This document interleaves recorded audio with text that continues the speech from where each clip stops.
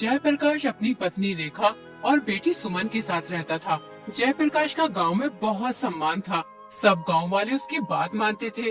उसके सामने बोलने की किसी की हिम्मत नहीं होती थी।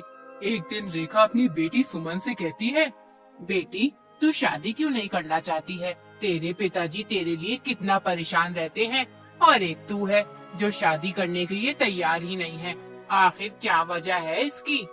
माँ, अगर तुम इतना कह रही हो तो मैं शादी कर लूंगी, लेकिन मेरी एक शर्त है। मैं शादी उसी लड़के से करूंगी जो मेरी हर बात मानेगा। अगर ऐसा कोई लड़का है तो मैं उससे खुशी खुशी शादी कर लूंगी। अब ऐसा लड़का मैं कहाँ से ढूंढ कर लाऊं तेरे लिए? मेरी बेटी, एक बात हमेशा ध्यान रखना, पत्नी को पति की हर बात माननी चाहिए। और एक तू है, उल्टा रिवाज चला रही है। कोई सुनेगा तो क्या कहेगा कि पत्नी पति पर हुक्म साधती है और पति चुपचाप उसकी बात मान लेता है। देखो माँ, अगर तुम मेरी शर्त नहीं मानोगी तो मैं कभी शादी नहीं करूँगी, चाहे कुछ भी हो जाए। किसी तरह ये बात गांव के जमींदार के आलसी बेटे के कानों तक पहुंच गई। ये बात सुनकर उसे बड़ा आश्चर्य हुआ। उसने सोचा, ये कैसी अजीब शर्त है? मैं इस लड़की का घमंड चकनाचूर कर दूंगा।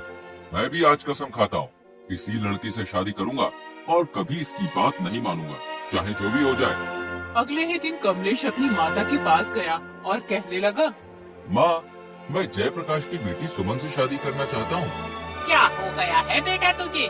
क्यों मजाक करता है? कल तक तो तू शादी के नाम से मुंह बनाता था और आज एकदम शादी का ख्याल तेरे दिमाग में कहाँ से आ गया? चल मान ले, अगर हम तेरी शादी कर भी दे तो तू अभी कुछ करता धरता भी तो नहीं है। बीवी बच्चों का गुजारा कैसे करेगा? हम तेरा कब तक साथ दे सकते हैं? कभी न कभी तुझे कोई काम तो करना ही होगा।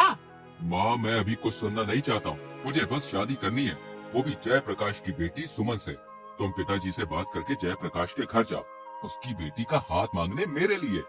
रुक्मणी अपने पति उदय भानु से कहती है, बेटा जवान हो गया है, तुम उसका विवाह कर दो, मुझे भी थोड़ी राहत मिल जाएगी। इतना बड़ा घर है, मुझसे इतना सारा काम नहीं हो पाता है। अरे भाग्यवान, तुम ये क्या कह रही हो? कमलेश तो कुछ करता धरता भी नहीं है, सारा दिन घर में यूं ही पड़ा रहता है। मैंने उससे कितनी बार कहा है कि खेतों पर जाओ, काम करो, मजदूरों के साथ मिलकर थोड़ी मेहनत कर लिया करो, लेकिन वो है कि सुनता ही नहीं। हमारे पास इतनी सारी जमीन है, अगर वो खेती का काम नहीं सीखेगा तो फिर जमीन पर खेती कैसे करेगा? अगर वो चाहता है कि उससे मेहनत नहीं होगी तो मेहनत मत कर, लेकिन खेतों पर जाकर मजदूरों को ही देख लिया करे। मजदूर सही से काम कर रहे हैं या नहीं कर रहे हैं, या समय ही पास कर रहे हैं। अब मैं अकेला कौन कौन सा काम देखूं? तुम सही कहते हो, लेकिन अभी वो नासमझ है। अगर हम इसका विवाह करा देंगे तो ये खुद ही काम करने की सोचेगा और इसका ये आलसीपन दूर हो जाएगा। कहे तो तुम बिल्कुल वैसे सही रही। तुम्हारी नजर में कोई लड़की है कमलेश के विवाह के लिए?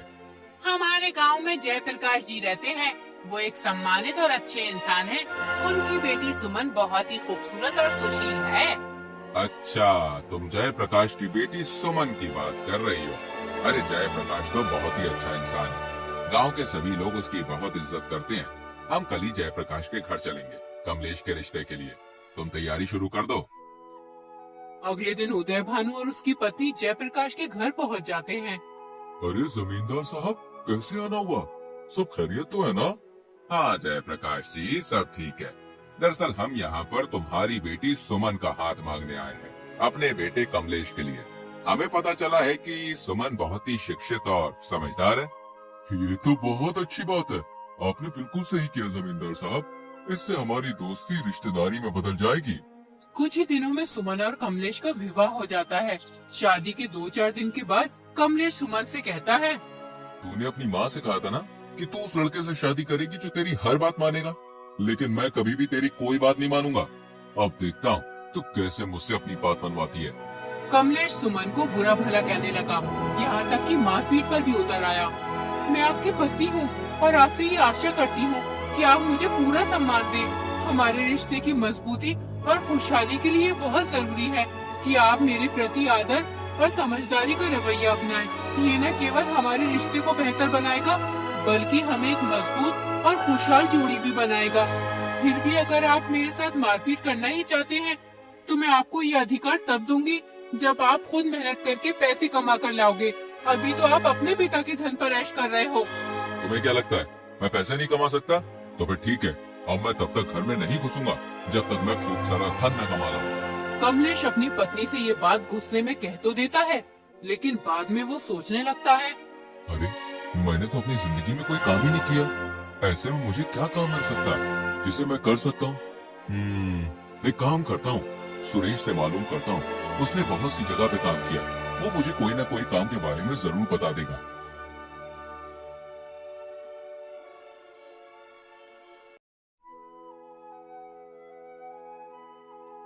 कमलेश सुरेश के घर पहुंच जाता है और सुरेश से कहता है, सुरेश, तुमने यार बहुत सी जगह पे काम किया है, मुझे भी कोई काम करना है, तुम्हारी नजर में कोई काम हो मेरे लिए तो मुझे बताओ।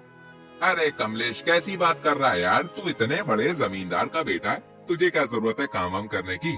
अरे काम करने की जरूरत तो हम जैसे गरीब लोगों को है भाई। दरअसल सुरेश, मैंने किसी से शर्त लगाई है, उसका मानना है कि मैं खुद मेहनत से पैसे नहीं कमा सकता हूँ, इसलिए मैंने भी उससे कह दिया कि मैं तुझे पैसे कमा के दिखाऊंगा। देखो भाई, हम तो मेहनत मजदूरी का काम करते हैं और मेहनत मजदूरी तुमने कभी की नहीं है, इसलिए तुमसे हो नहीं पाएगा।